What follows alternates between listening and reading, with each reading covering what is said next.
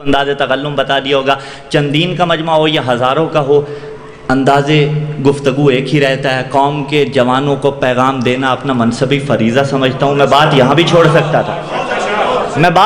چھوڑ سکتا تھا، جسے آپ کہتے ہیں نا لگ گیا جشن، ہو گیا جشن، لگ گئے نعرے، داد و تحسین مل گئی، یہ قبول ہے عند اللہ، یقیناً قبول ہے، لیکن پیغام اپنا منصبی فریضہ سمجھتے ہو۔ عباس عبد صالح اور کس کا نوکر؟ المطیع للہ ولرسولہ ولامیر المومنین والحسن والحسین، یعنی پنجتن کے مطیع کو عباس کہا جاتا ہے۔ آپ اور میں کس کے مطیع ہیں؟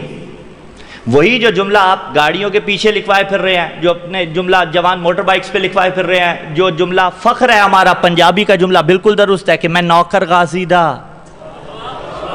بھائی مجھے بھی اس بات پہ فخر ہے، آپ کو بھی اس بات پہ فخر ہے کہ میں نوکر غازی دا، اور اس کے مقابلے میں اگر کوئی جملہ لاتا ہے تو ہمیں اس سے الجھنے کی ضرورت نہیں ہے۔ جو جس کا نوکر بننا چاہتا ہے اسے مبارک۔ بھائی ہم بھی صحابہ کے نوکر ہیں، لیکن یاد رکھو صحابی جس کی نوکری کرے انہیں پنجتن کہا جاتا ہے۔ ہاں میں نوکر غازی دا، تو عباس علمدار کا میں مطیع ہوں۔ عباس کن کا مطیع؟ پنجتن کے۔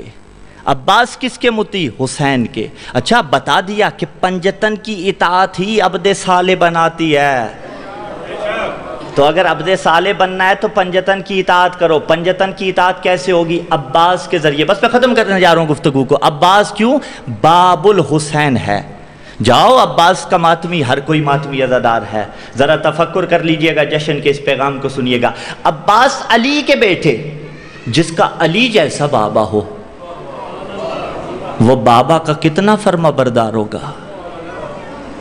جس کی ام البنین جیسی ماں ہو وہ ماں کا کتنا فرما بردار ہوگا؟ تو پھر غازی کا نوکر وہ ہے جو باپ کی اطاعت کرتا ہوا نظر آئے۔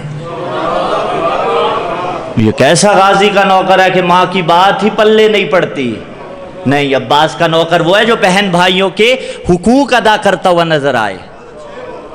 اٹھائیے روایات، عباس کی پیشانی پہ سجدے کا نشان تھا، تو عباس کا نوکر وہ ہے جس کا ہاتھ حلقہ ماتم میں سینے پہ بھی پڑے اور نماز کے وقت تکبیرۃ الاحرام کہتا ہوا بھی اٹھے۔ جی ہیں آپ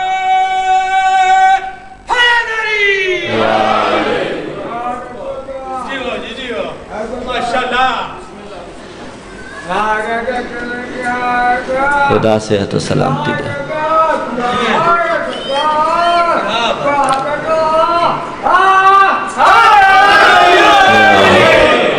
عباس کا نوکر وہ ہے جس کا ہاتھ حلقہ ماتم میں بھی اٹھے۔ یہ گھر پہ علم لگانا عباس کی نوکری کی تو دلالت ہے، لیکن جب لگ گیا تو پھر ماحول گھر کا ایسا بنانے کی کوشش کرنی ہے کہ غازی ہم پہ راضی ہو جائیں، اور ہم لگاتے ہیں علم، لگاتے رہیں گے۔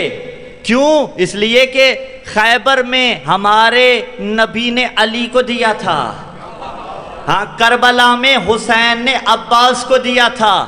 کسی اور کو ملا ہو تو وہ بھی لگا لے۔ لاؤتین الرایۃ غدا رجلا کرار غیر فرار یحب اللہ ورسولہ ویحبہ اللہ ورسولہ، کہ دونوں طرف سے کہا۔ خیبر میں نبی نے علی کو دیا تھا۔ بس آخری جملہ اور ممبر محترم برادر ذی وقار کے حوالے کرنے جا رہا ہوں۔ بابا ہمارے بزرگوں کو ملا تھا، سادات یہ کہہ سکتے ہیں، ہم یہ کہہ سکتے ہیں کہ ہمارے مرشد و آقا کو ملا تھا۔ اگر کسی اور کو بھی ملا ہو تو وہ لگا لے، لیکن وہ کیسے لگائے گا؟ جس کی زندگیاں حسرتوں میں گزری ہو۔ آپ سوال کریے کیسے گزری؟ فمن حاجک فیہ من بعد ما جاءک من العلم فقل تعالوا ندعو ابناءنا وابناءکم والنساءنا ونساءکم وانفسنا وانفسکم ثم نبتہل فنجعل لعنۃ اللہ علی الکاذبین۔ نبی نے کہا کل سچوں کو لے کے جاؤں گا، ادھر کہا کل علم مرد کو دوں گا۔ کس کی خواہش نہیں تھی مجھے بھی ساتھ لے جائے؟ کس کی حسرت رہی تھی علم مجھے بھی مل جائے؟ تو ہو گیا فیصلہ۔